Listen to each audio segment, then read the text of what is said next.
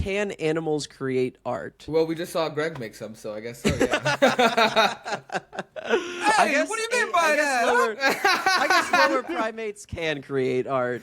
I guess they can. Hey, I've said this before, but as with culture, I think art is a term we created to describe intentional acts of human creation. But also, you don't want to get into the weeds of what does and does not constitute art.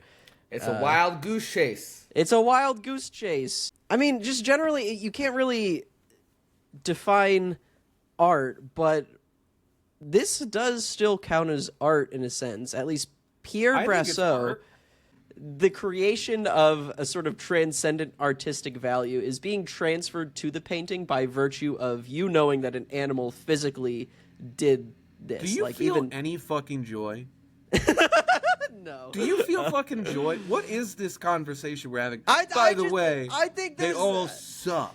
No, I'm saying that I think that people willingly buy these paintings because it's neat knowing that an animal did it, and that gives the painting value. That makes it art. I don't think the animal knows it's creating art at all. I don't think the animal knows it's creating art either.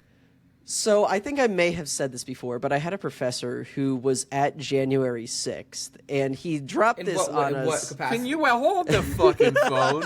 No, you haven't ever said this to us. As like you've never mentioned this. No, and it's funnier because the way he dropped it on us is he didn't even think it was an unusual thing because he didn't think you would need to explain it until he realized how it sounded. He was just like, yeah, I was at January 6th and left the room.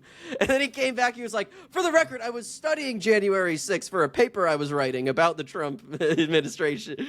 The Smithsonian actually reached out to him and asked, did you save any artifacts from January 6th? Do you have like MAGA hats and Trump flags from the event itself that we can display in our museum?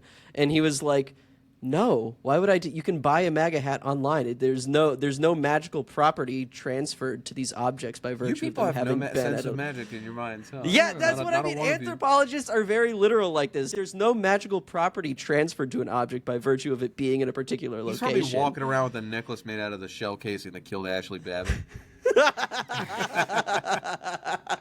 Yes, dude. People would feel your aura when you walked into the room. They would grow silent at your arrival. You have the ghost of Ashley following the you fucking around. Chud Slayer.